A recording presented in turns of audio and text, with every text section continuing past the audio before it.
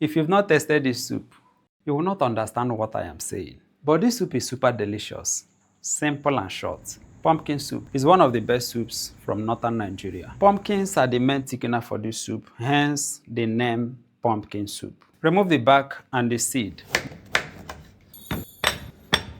Then chop to smaller sizes that can easily dissolve in the soup.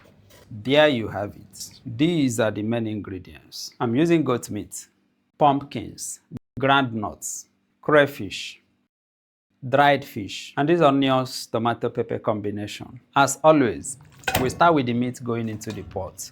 A seasoning cube and salt will always be part of it. This is a mixture of pepper and onions. So we are going to let the meat cook for 10 minutes.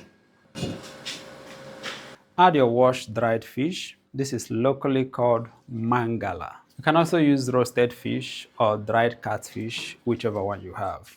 Let it cook for 50 minutes. You want it soft and easy to chew.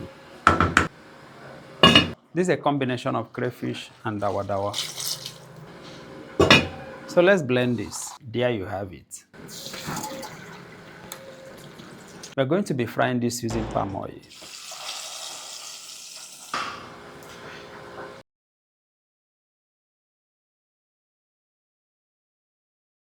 This fried tomato pepper combination is always part of pumpkin soup.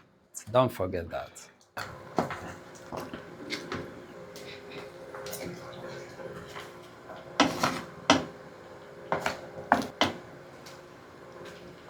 This is groundnuts. I added water and blended it. It helps to thicken the soup and it adds a nice aroma to the soup. So add the pumpkins. These pumpkins will boil and dissolve into the soup without any extra effort.